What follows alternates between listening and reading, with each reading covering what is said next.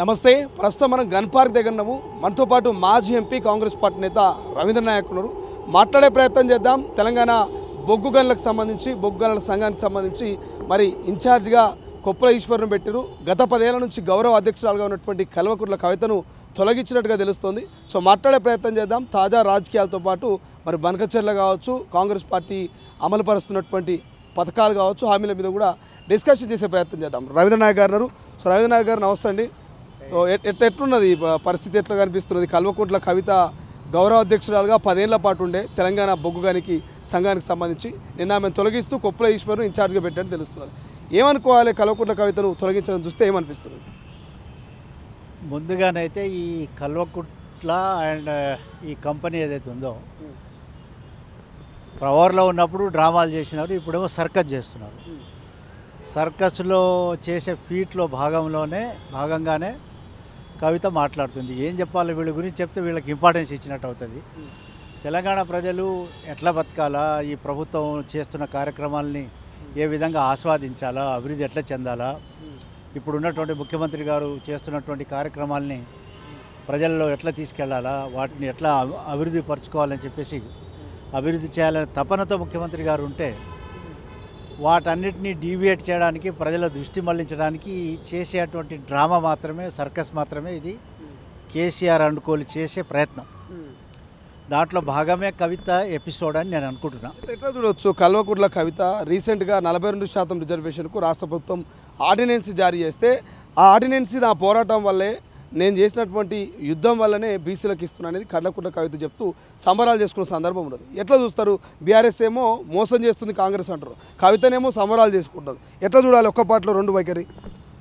ఇప్పుడు ముందుగా కవితకు అడ్వైజ్ నేను చేసేదేమంటే, ముందుగా వాళ్ళ ఫాదర్తో తేల్చుకోవాలా. ఫాదర్తో ఏమన్నది మేము ఫస్ట్ జైలుకి పోయించిన తర్వాత, నాన్న మీరు సామాజిక న్యాయం చేయలేదు, తెలంగాణకి అభివృద్ధి జరగలేదు, బీసీలను పట్టించుకోలేదు, నిజమైనటువంటి యొక్క తెలంగాణ వాదులను పట్టించుకోలేదని చెప్పింది ఆమె. ముందు వాళ్ళ ఫాదర్తో తేల్చుకోవాలా. అవన్నీ తేల్చుకోకుండా వాళ్ళే మాత్రం రెస్పాండ్ అవుతలేరు. ఫాదర్ కానీ, తన అన్న కానీ, బావ కానీ వాళ్ళు ఏం మాట్లాడతలేరు. ఇప్పుడు మొన్న జరిగినటువంటి ఎపిసోడ్లో ఆమె కనీసం టీఆర్ఎస్ పార్టీ కనీసం స్పందించలే. సో మరి కవిత ఎందుకు ఈ విధంగా చేస్తుందంటే, ఇదంతా ఇది ప్రజలలో కన్ఫ్యూజ్ చేయడానికి చేసేటువంటి ప్రక్రియ. ఇది ఏదో అంటారు కదా, సౌ చూవే ఖాకే బిల్లి హచ్కోగాయి, 100 ఎలకలు తిన్న పిల్లి అంట తీర్థయాత్రలకు పోయినట్టుంది. అదే రకంగా దొంగలు పడ్డ కొంత సమయం తర్వాత ఏదో మొరిగినట్టుగా ఆమె ఇప్పుడు మాట్లాడుతుంది. 10 ఏళ్ళు పవర్లో ఉన్నప్పుడు, రైట్ ఫ్రమ్ ద బిగినింగ్, ఒక మహిళ, గిరిజన ఆదివాసీ మహిళ పోలీస్ స్టేషన్లో పోలీసు వాళ్ళ ప్రభుత్వం ఉన్నప్పుడు ఆమె దగ్గర ఉన్న డబ్బు లాక్కున్నారు, 3rd డిగ్రీ ప్రయోగించినారు, రేప్ చేసినారు. అప్పుడు కవితమ్మ గారు ఎక్కడ పోయినారో మాకు తెలియదు.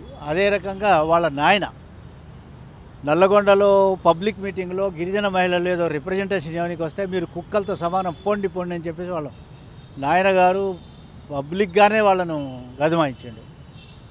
అదే రకంగా షిరి అనే అమ్మాయి ఇక్కడ మన సింగరేణి కాలనీలో హైదరాబాద్లో 6 ఇయర్స్ అమ్మాయిని రేప్ చేసి మర్డర్ చేస్తే అప్పుడు మాట్లాడలేదు. అదే రకంగా గిరిజన మహిళలు పోడు భూముల విషయంలో 30-40 మందిని చీరలిప్పి వాళ్ళను చెట్ల కట్టేసి కొడుతుంటూ కూడా మాట్లాడలేదు. ఎప్పుడూ మాట్లాడనటువంటి మరి కవితమ్మ గారు మరి ఇప్పుడు ఏం కావాలో ఆమెకి? పదవి కావాలా? పైసలు అయితే సంపాదించుకున్నారు, ప్రాపర్టీ సంపాదించుకున్నారు.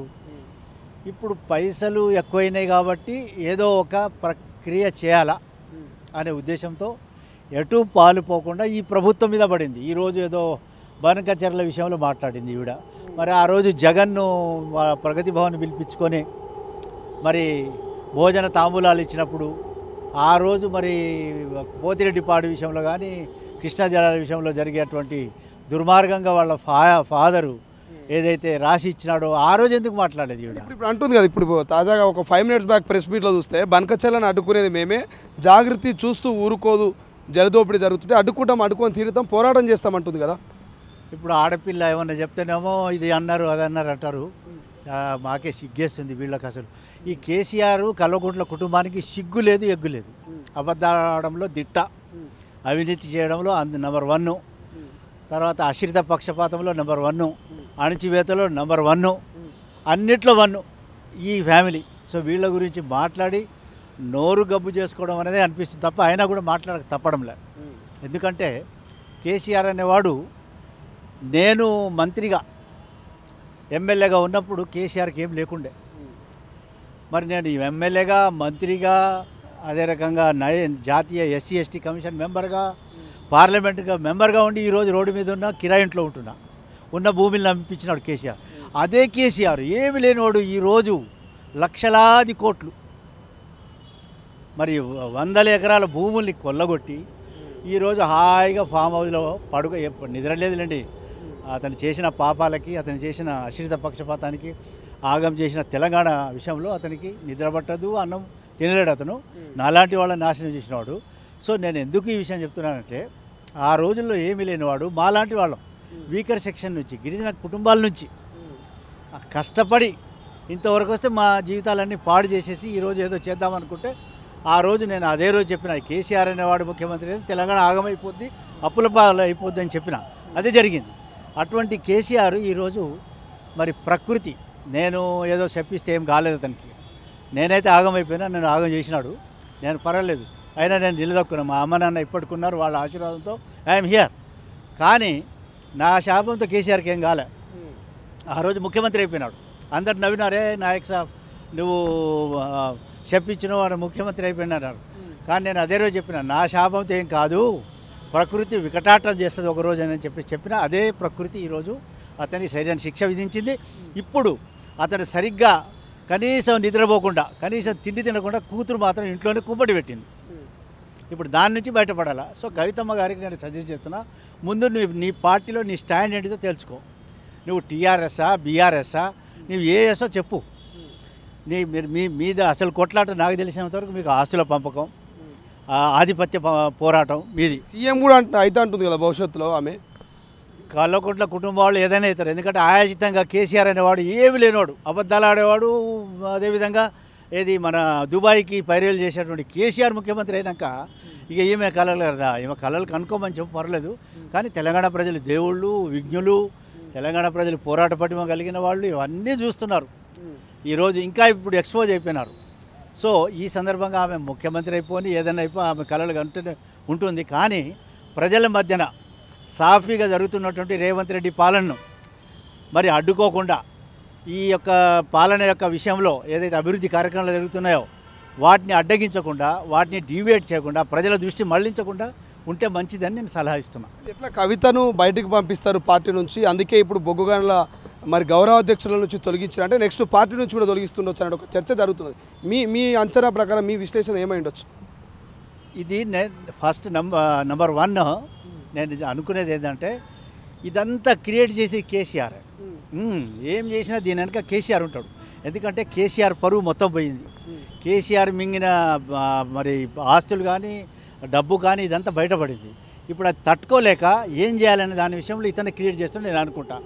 ఒకవేళ వీళ్ళకి నీతి నిజాయితీ ఉంటే ఈమెను అసలు పార్టీ సభ్యురాలా కాదా అది తేల్చాలా పార్టీ. తర్వాత తను కూడా తెలుసుకోవాలా. కవిత కూడా ఈ మాట్లాడే ముందు రేవంత్ రెడ్డి మీద మాట్లాడుతుంది. ఈరోజు ఏదో జరిగిపోయిందని చెప్పి రేవంత్ రెడ్డి మీద మాట్లాడేటువంటి హక్కు నీకు లేదు, ఆ యొక్క అర్హత నీకు లేదు. కానీ నువ్వు ఇప్పుడు ఏదో మీ నాన్న చెప్పి ఇది మీ నాన్న డైరెక్షనే అనేది నాకు స్టిల్ ఐఎమ్ డౌటింగ్. లేకుంటే ఏమి ఆస్తులు ఉన్నాయి, అన్నీ ఉన్నాయి. ఇప్పుడు ఈ కేసుల మీద పడేసరికి నాయన మీద కేసులే, ఆమె మీద కేసులే, తమ్ముని మీద కేసులే, అన్ని కేసులు. ఈ కేసులు వస్తుంటే వాళ్లకు చిర్రెత్తిరిపోయి ఈ విధంగా లేనిపోని గిమ్మికులు చేసి, ఈ సర్కస్ స్టంట్లు చేసి ప్రజల దృష్టిని మళ్లించే ఒక ప్రయత్నం చేస్తున్నారు. తర్వాత ఈ మీడియా మీద దాడులు, వీళ్ళు ఉన్నప్పుడు ఎన్ని దాడులు జరిగినాయి. రైట్ ఫ్రమ్ రఘు నుంచి మొదలు పెట్టుకుంటే మన తొలి వెలుగు, అదే రకంగా మన తీన్మార్ మల్లన్న విషయం అయితేనేమి, ఇంకా ఇతర కాలేజీ టీవీ సీను అయితేనేమి, వీళ్ళ మీద ఎన్ని దాడులు జరిగినాయి, చాలా దాడులు. మహా న్యూస్ మీద జరిగిన దాడి, మళ్ళీ ఏబిఎన్ మీద చేస్తాం. ఏబిఎన్ కూడా తెలంగాణ గురించి ఎంతో ప్రయత్నం చేసింది. వాళ్ళు చాలా తెలంగాణకు అనుకూలంగా అప్పుడు మరి అంటే ఉన్న విషయాలను చెప్పినారు. ఆ రోజేమో భాయ్ భాయ్ సాలే బామర్ది లెక్క ఉన్నారు, ఇప్పుడేమో వాళ్ళ మీద దాడి చేసేది. ఇది నిజంగా ప్రజాస్వామ్యంలో ఇది ఎట్లా ఎంతవరకు కరెక్ట్? ఇది కేసీఆర్ కల్వకుంట్ల కుటుంబానికే చెల్లింది. నేను అడ్వైజ్ ఇస్తున్నా, ఇప్పటికైనా మీరు చేసిన తప్పుల్ని ఒప్పుకోండి, ముక్కు నేలకు రాయండి. తెలంగాణ ప్రజలారా, మేమేదో తెలంగాణ తెచ్చినామని చెప్పేసి అన్నాము, ఏది చావు నోట్లో తెల్లబెట్టినామన్నారు. ఏం చావు నోట్లో తెల్లబెట్టినరా మీరు? చచ్చింది స్వచ్ఛందంగా చచ్చింది 1200 మంది, అంతకుముందు 369 మంది, అంతకుముందు ఖమ్మం 1956లో 3000 మంది. వాళ్ళ పుణ్యాన్న వచ్చింది. తర్వాత సోనియా గాంధీ గారు దయచలిచినారు, ఇంతమంది చనిపోయినారని చెప్పేసి ఆమె తల్లడిల్లిపోయి ఒక తల్లిగా యువకుల ప్రాణత్యాగాలను గుర్తించి తెలంగాణ ఇచ్చింది. మరి ఆ తల్లిని మర్చిపోయి ఆమెను ఇంకేదో చెప్పి బ్లేమ్ చేసి ఈరోజు మరి ఈ గిమ్మికులు చేస్తే తగదు. ఇప్పుడు నేను రేవంత్ రెడ్డి గారిని కోరుకుంటున్నా, ఈ యొక్క చిల్లరగాళ్ళ యొక్క ఇది అన్ని చిల్లర పంచాయతీ చేస్తున్నారు. వీటిని అవకాశం ఇవ్వకుండా వీళ్ళు చేసిన అవినీతిని తప్పకుండా దాని మీద ఇంకా గట్టిగా చర్యలు తీసుకొని ఏం చర్యలు తీసుకుంటారు? కాళేశ్వరంకు సంబంధించి వాళ్ళు మీరు ఏ మెయిన్ పేజ్ చూడండి, కాళేశ్వరం ప్రాజెక్టుకు సంబంధించిన ఇంజనీర్లు 1000 కోట్ల దోపిడీ చేస్తారు. ఏసీబీ కేసులు పెడుతున్నది, ఈడీ మళ్ళీ యాక్షన్ తీసుకునేటువంటి ఛాన్స్ కనబడుతున్నది. ఇంత దోపిడీ ఎట్లా చూడవచ్చు? ఆ దోపిడీ ఎట్లా అరికడుతుంది ఈ ప్రభుత్వం? క్లియర్ కట్గా చెప్తున్నారు రేవంత్ రెడ్డి గారు. ఆఫ్టర్ ఆల్ ఇంజనీర్స్ హరిరాము, ఇంకో అతను ఇప్పుడు నిన్న మురళీధర్ రావు, ఇంకో అతను నూనె శ్రీధర్, ఈ చిన్న చేపలే 100 కోట్లు సంపాదిస్తే దీనికి మెదడు కరిగించినోడు, రక్తాన్ని ధారపోసినోడు, తన బ్రెయిన్ చైల్డ్ అని చెప్పేసి కాళేశ్వరాన్ని క్రియేట్ చేసినటువంటి 80,000 పుస్తకాలు చదివినోడు కేసీఆర్ ఎన్ని వేల కోట్లు కొట్టినాడో దీని మీద కూడా వీళ్ళను ఏమాత్రం అవకాశం ఇవ్వద్దు, టైం ఇవ్వద్దు. అసలు వీళ్ళను ఫిక్స్ చేయాలి. అసలైన పెద్ద చేపలు గత ప్రభుత్వం పెద్ద చేపనే కాదు, తిమింగిలం. ఈ తిమింగిలాలను లోపటేయాలి ముందు వీళ్ళను నేరుగా. ఎందుకంటే ఇప్పుడు ఆల్రెడీ మరి జ్యుడిషియల్ కమిషన్ కాబట్టి నేను ఎక్కువ కామెంట్ చేయవద్దు. బట్ వీళ్ళ మీద కూడా చిన్న చేపలే ఇన్ని మింగినాయంటే ఈ తిమింగిలం ఎంత మింగి ఉంటుంది, ఎంత మింగి ఉంటారు. తనే చెప్పినాడు కదా, నేను నా మెదడు కరిగించిన, నా రక్తాన్ని ధారపోసిన, ఇది బ్రహ్మాండమైన ప్రాజెక్ట్ అని చెప్పేసి దీనికి స్వయం ప్రకటిత ఇంజనీరు నీళ్లకే నడక నడిపించిన అని చెప్పినట్టు కేసీఆర్ ఏదైతున్నాడో ఇతను ఎంత దొబ్బి ఉంటాడు, ఇతను ఎంత కాజేసి ఉంటాడు. దాని మీద కూడా నిఘా జరగాల. దీని మీద కూడా మరి వీళ్ళు మింగిన సొమ్మంతా కక్కించి తెలంగాణ ప్రజలకు అభివృద్ధికి ఖర్చు పెట్టాలి. ముందు కవిత గారు, మీరు ఇవన్నీ మీ నాన్నని అడిగిన క్వశ్చన్స్ దాని సమాధానం ప్రజలకు చెప్పు. అదే రకంగా ఈరోజు మరి రేవంత్ రెడ్డి గారు బనకచెర్ల విషయం రానే లేదు. అక్కడ మీరు ఎజెండా నీకేదో చెప్పాలని ఉంది, నువ్వేదో చెప్పాలా, ఏదో వార్తలు ఉండాలనుకుంటున్నావు. నీ వార్తల్లో ఉన్నా కూడా నువ్వంతా బోగస్ అనేది అందరికీ తెలుసు. నువ్వు ఎందుకు ఎన్ని గిమ్మికులు చేస్తున్నావు ఇది తెలుసు. కాబట్టి దయచేసి నువ్వు ఒక ఆడపిల్లవి, నువ్వు ఎగ్జాగ్రేట్ ఎక్కువ ఇది చేయకు. మీ నాయనని అడిగి నువ్వు ఏదైతే లెటర్ రాసినావో అది ముందు క్లారిటీ తీసుకో. నువ్వు ఏ పార్టీయో ముందు నాకు తెలియజేయాలని చెప్పేసి తెలియజేస్తున్నావు. ఫైనల్ ఏం చెప్తారు? కాంగ్రెస్ హవా ఎట్లుండబోతుంది లోకల్ బాడీ ఎన్నికల్లో? ఇప్పుడు అదృష్టం ఏంటంటే మన ముఖ్యమంత్రి రేవంత్ రెడ్డి గారు యంగ్స్టరు, ఎనర్జెటిక్ లీడర్. అతను ఏమన్నాడు ముందు పిసిసి ప్రెసిడెంట్ అయినప్పుడే చెప్పినాడు, ఈ 10 సంవత్సరాలుగా కేసీఆర్ చేసిన అకృత్యాలు, ఏదంతా అవినీతి ఏదైతే ఉందో దీన్ని పారదోలడానికి నేను తొక్కుకుంటూ వస్తా, నేను ముఖ్యమంత్రి అయితే అని చెప్పినాడు. అదే జరిగింది. సో అదేవిధంగా ఈరోజు పరిపాలన కూడా సాగిస్తున్నాడు. ఉన్న వనరులతో అన్ని సెక్షన్స్ని కలుపుకొని పోతున్నారు. రైట్ ఫ్రమ్ ది బిగినింగ్ రైతుల రుణమాఫీ 2 లక్షలు, అది పెద్ద విషయం. అది సన్న బియ్యం, ఫ్రీ బస్సు సౌకర్యం, 200 ఇది మన ఎలక్ట్రిసిటీ ఫెసిలిటీ. ఈ విధంగా ఇప్పుడు ఇందిరమ్మ ఇళ్ళు, అదే రకంగా రేషన్ కార్డ్స్, తర్వాత ఉద్యోగాలు 60,000 మందికి ఉద్యోగాలు, ఇవన్నీ చేసుకుంటూ పోతుంటే దీని నుంచి చూసి ఓర్వలేక ఈ కేసీఆర్ కోళ్ళు ఎవరైతే ఉన్నారో, 2 కోళ్ళు ఎవరైతే ఉన్నారో వీళ్ళు దీన్ని చూసి బేంబేలు ఎత్తిపోయి ఎక్కడ రేవంత్ రెడ్డి పాతుకుపోతాడని చెప్పేసి అనుకుంటారు. కానీ Revanth Reddy definitely he will continue, he will do చాలా మంచి ముఖ్యమంత్రిగా అతని పేరు వస్తుంది. ఇక్కడ ఈ తెలంగాణను డెవలప్ చేసే దిశగా ఆయన తప్పకుండా చెప్పింది చేస్తున్నాడు కూడా అని చెప్పేసి నేను వారిని మా గిరిజనుల తరఫున, మా గిరిజనులకు కూడా ఈరోజు మరి కొత్తగా 2 హాస్టల్స్ శాంక్షన్ చేసినారు. ఇది గిరిజన అబ్బాయిలు ఎవరైతే హైదరాబాద్ పబ్లిక్ స్కూల్, రామంత పబ్లిక్ స్కూల్లో బయట ఉండి చదువుకునే పిల్లలకి కొత్తగా 2 హాస్టల్స్ ఇచ్చినారు. అదే కాకుండా ఇప్పుడు రెసిడెన్షియల్ పాఠశాలలు, అదే రకంగా ఇంతకుముందు మూసివేయబడినటువంటి పాఠశాలలను కూడా ఓపెన్ చేయాలని చెప్పడం, అనేక కార్యక్రమాలు చేస్తున్నారు. కాబట్టి రేవంత్ రెడ్డి గారు తప్పకుండా సక్సెస్ఫుల్ సీఎంగా ఆయన ముందుకు వస్తున్నారు, ఇంకా వస్తారని చెప్పేసి కూడా నేను తెలియజేస్తున్నాను. Thank you so much. ఇది కేసీఆర్ను కల్వకుట్ల ఫ్యామిలీ దగ్గరగా చూసినటువంటి వ్యక్తి మాజీ ఎంపీ రవీంద్ర నాయక్ క్లియర్గా చెప్తున్నాడు.